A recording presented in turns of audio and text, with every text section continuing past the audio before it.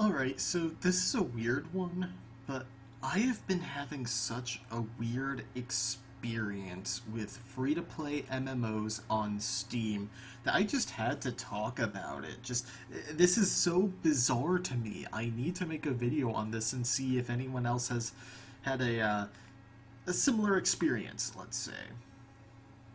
I'm not going to be showing any of the games themselves, um, in this video just because that would be hell to edit and make sure the video looked good even anyway. So first of all, I want to talk about Con Absolute Power, or Con Online.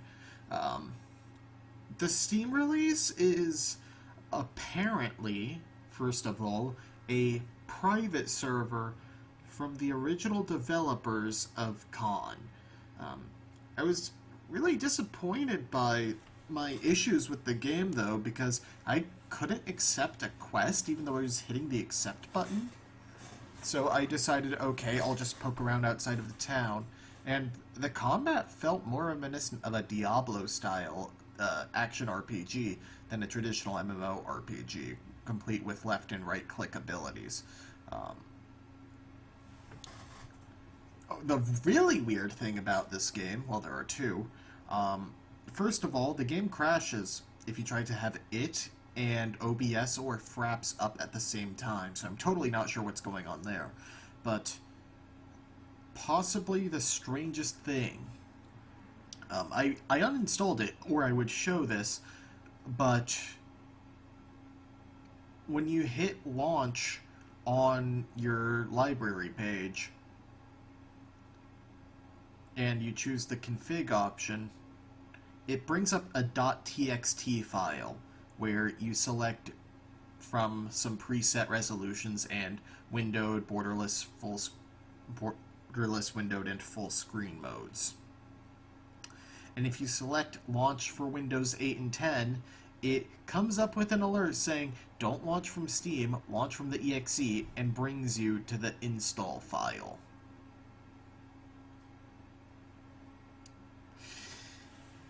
There's other weird stuff, too.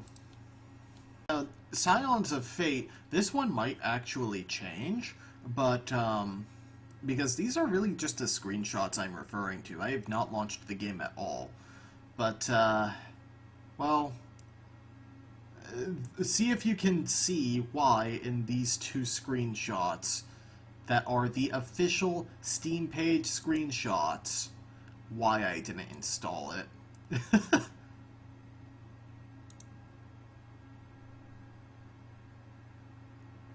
Here's a hint.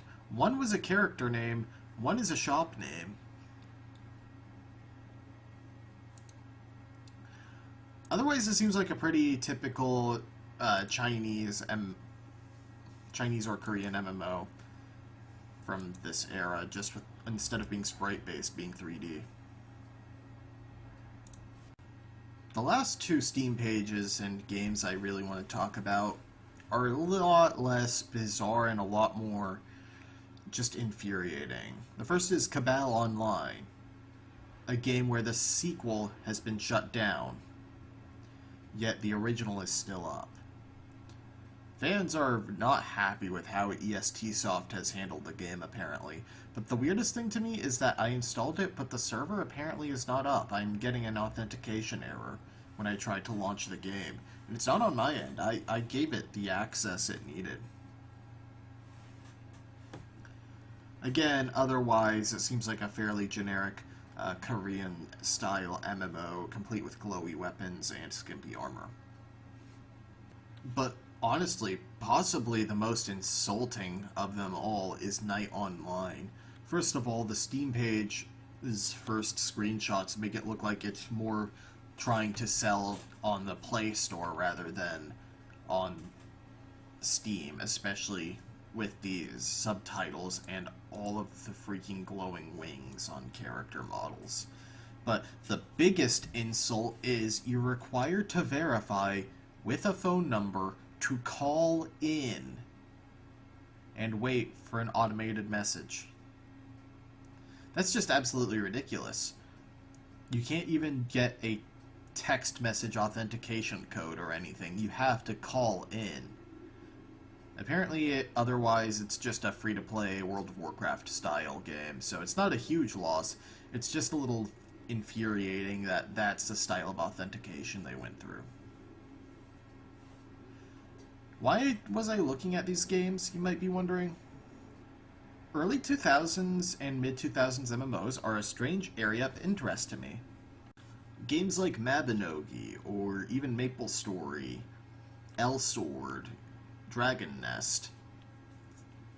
A lot of these games either I grew up with or I just really enjoyed when I finally got to try them, so I was really interested in trying other games of that style. There are a couple that I'm poking at from off of Steam. I poked my head into Decaron a tiny bit. I might do a video on that. And I have Priston Tale installed. Priston Tale, rather.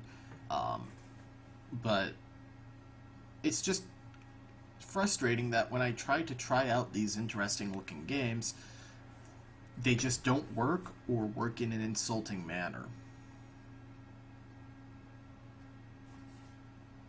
And it's a shame because I really am interested in this strange little niche of the genre. But I just keep getting slapped in the face when I try to explore it. I mean, really, if I can't play a game, I'm instantly disinterested in anything that publisher or developer puts out. And it's starting to kind of hurt my interest in this particular niche in general.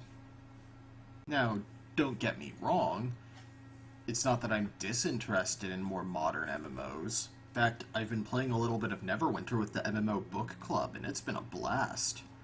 It's just that it doesn't deliver the same experience that playing something like Perfect World or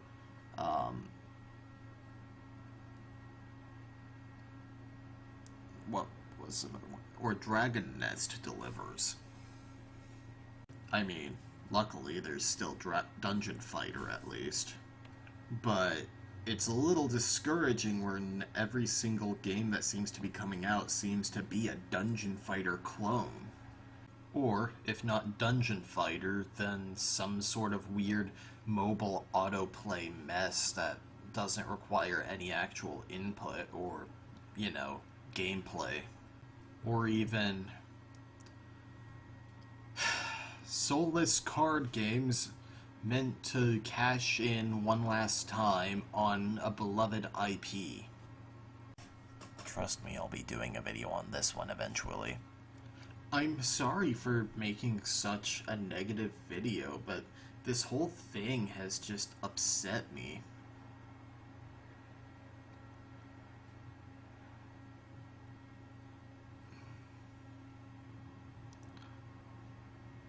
If there are diamonds in the rough of these free-to-play games that don't work or are just really bad, please make suggestions to me, especially games that aren't on Steam. There are a lot of free-to-play MMOs I never really got a chance to try, and I'm really interested in expanding my horizons. I do need to try and see if Metin 2 will actually work.